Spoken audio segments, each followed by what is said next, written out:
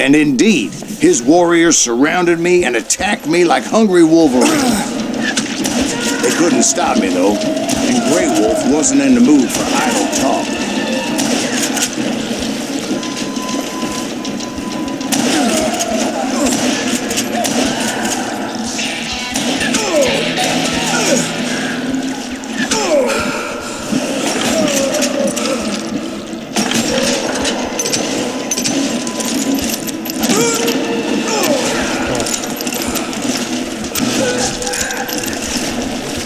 I swear I couldn't see any way out of this trap. But suddenly, one just appeared. Kind of like a miracle.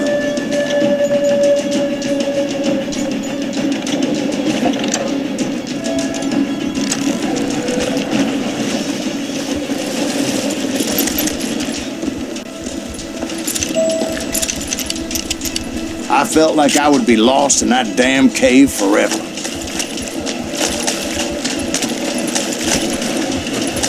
Finally, I found myself back outside, perched on the edge of a precipice, overlooking a thundering white-water river. To get where I was going required several leaps of faith, but no way in hell I was turning back.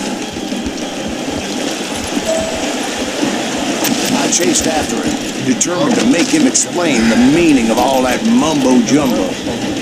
Mumbo-jumbo is right. Are you making this all up as you go?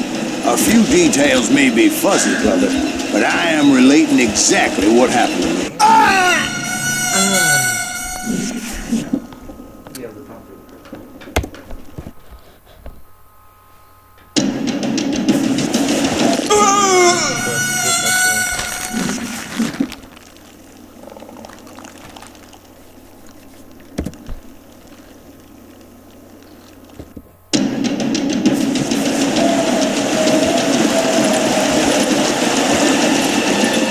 Dozens of Apache warriors aiming at me from on high. Dozens? Well, maybe not dozens, but there was a lot of them. Place 3 and 4. Well, more than that, little lady.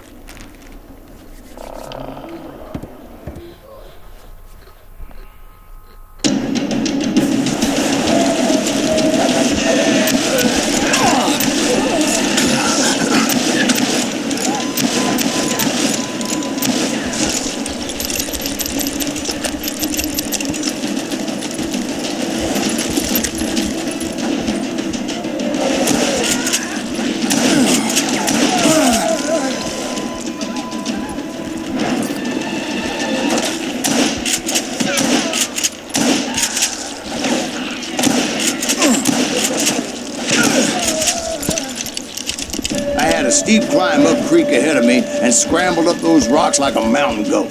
I was determined to locate Grey Wolf and find out exactly what the hell he was trying to tell me.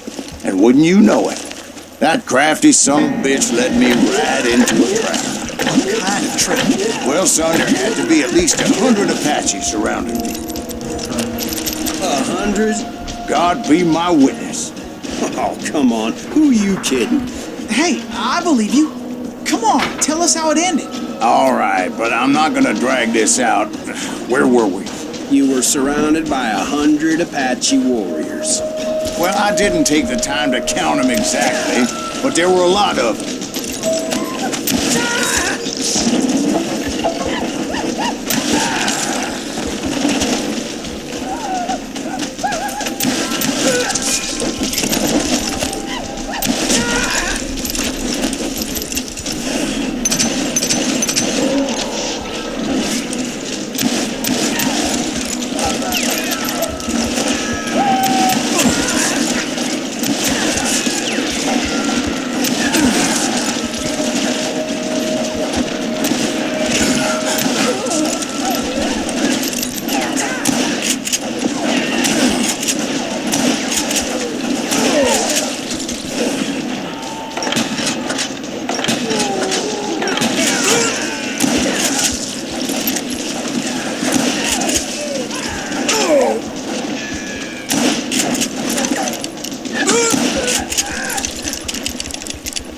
in the end, a path appeared before me that I had not seen before.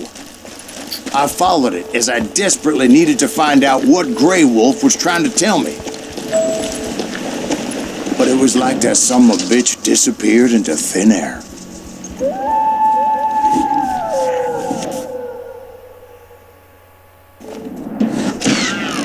Never did find him. And never did collect my goddamn bounty.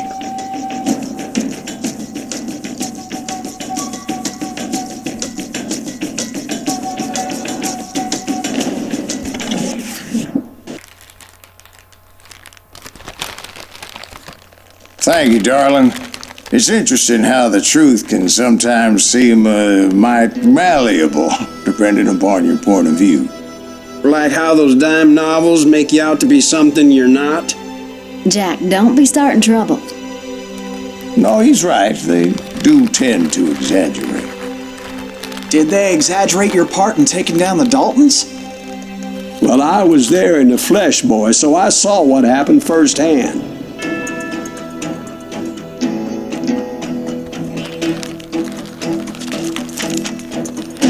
Those Daltons were lawmen once, before they all went bad, robbing banks and trains clear across the territory.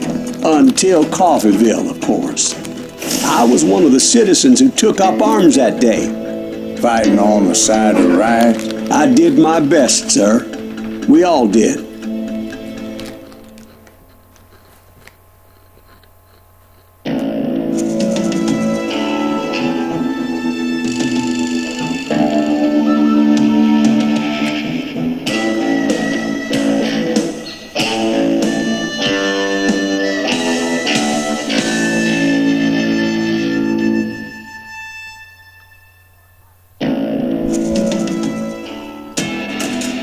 It was early morning. One of my friends was a local gunsmith, and he handed out firearms to anybody who'd take one. You see, the Daltons got it in their heads to rob two banks at the same time.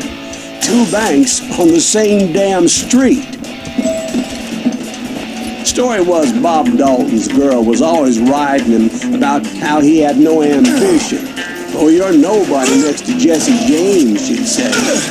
Finally, the bastard took his brothers to Coffeeville just to shut her up. Right. It's always the woman's fault. Well, the locals recognized the Daltons right off. Before they could get away, half the town took up arms to defend their property.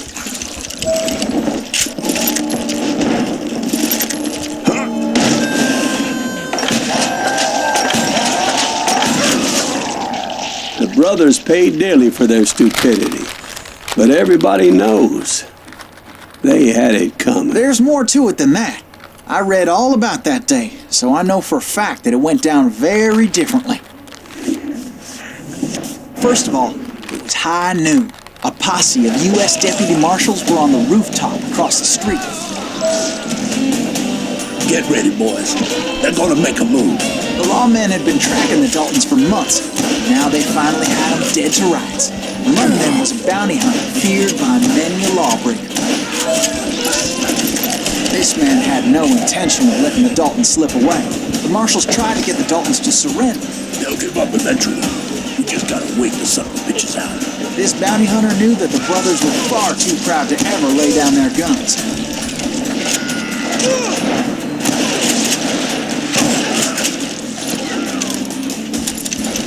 He went in there alone to confront those criminals. One of the marshals shouted, "Where are you going? Are you crazy?" Hey, where do you think you're going, dumbass? That rifle's mine. But he paid him no mind. He saw a way to get around to the back of the bank. Then he figured out how to hit the Daltons from a direction they weren't expecting.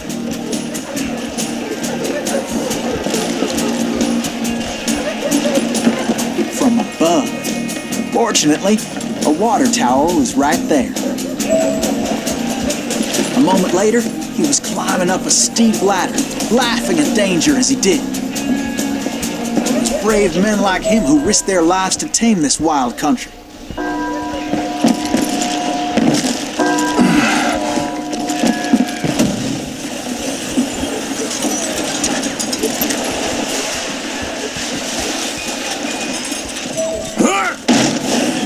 got company.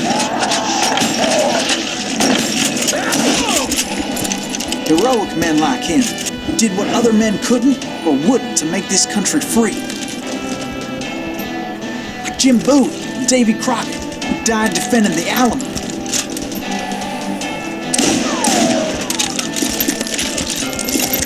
Is that Silas Greaves? Son of a bitch! Brother, I'm gonna...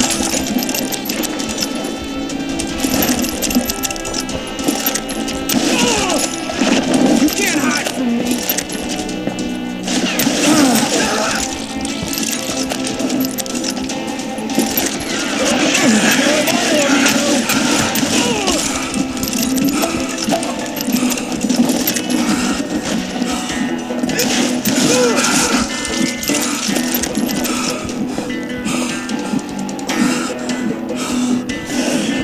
Over there!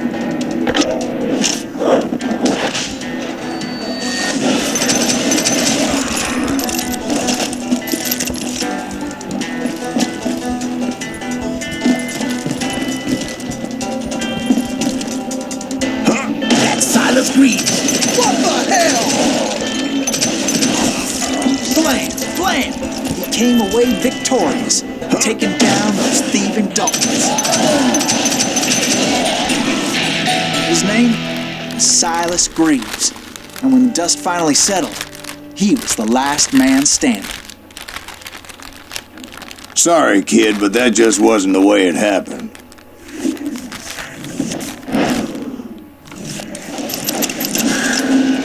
It was early evening, not high noon.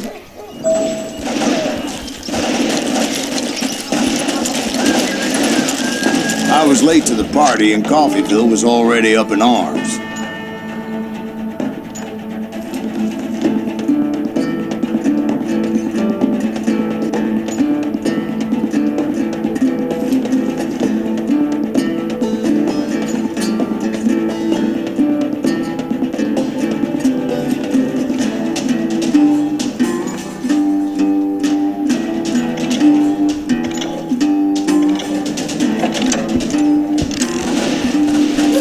Blew up a safe, and we're all set to hightail it out of there. Those pathetic deputies surrounding the bank were dropping like flies.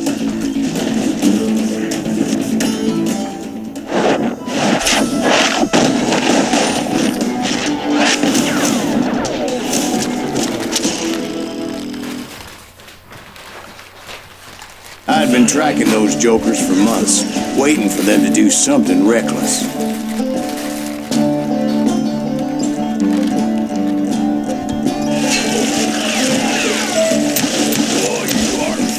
They did.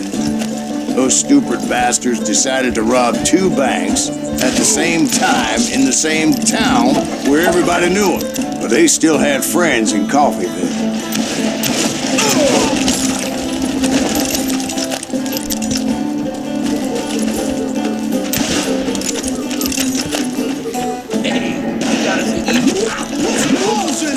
Those friends came after me like a pack of wild dogs, tooth and nail. They were coming at me from all directions. I caught sight of the Daltons running with the money and didn't want to lose them. Problem was, they knew the town better than I did. To top it off, I found myself in the middle of another shootout entirely. Did the Daltons pull up in somebody's house? No, it was the Smiths, I believe. They were cousins of the Daltons, and they were shooting at the Browns, who were shooting at the Daltons. Which wasn't any surprise, because those two families have been feuding forever. And since the Joneses are related to the Browns, they shot at the Smiths, pissing off the Heimhoffers, whose daughter recently married a Smith. Well, bullets were flying every which way as all the old feuds in Kansas caught fire all at once.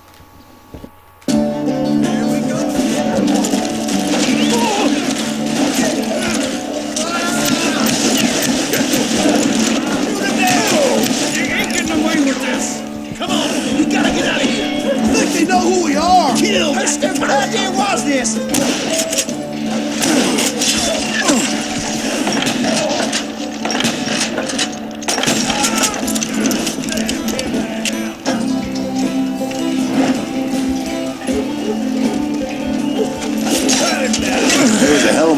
pissed off people in Coffeyville that day. But that's just the way life is sometimes. Shit happens.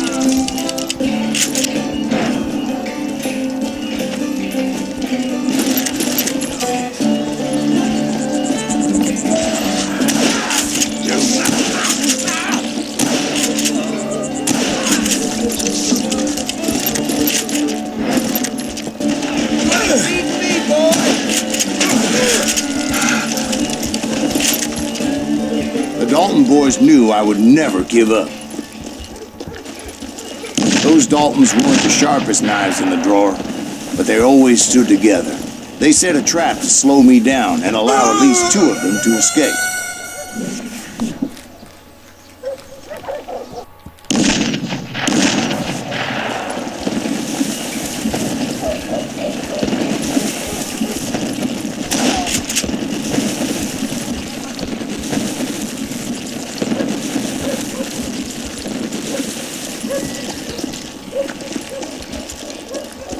It was Emmett, the youngest, and he decided to stand his ground and face me down.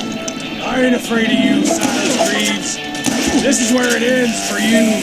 He was determined to protect his brothers. I understood how it felt. Taking me on all by his lonesome wasn't exactly a recipe for a long life.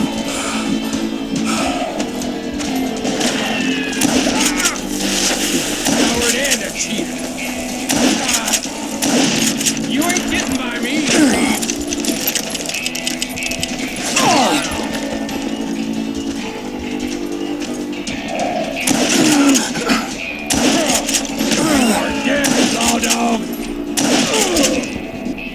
But Emmett Dalton survived the robbery in Coffeyville. He's the only Dalton who did.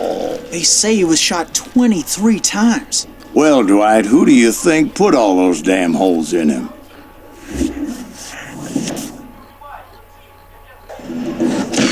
But I have to admit, that boy had grit.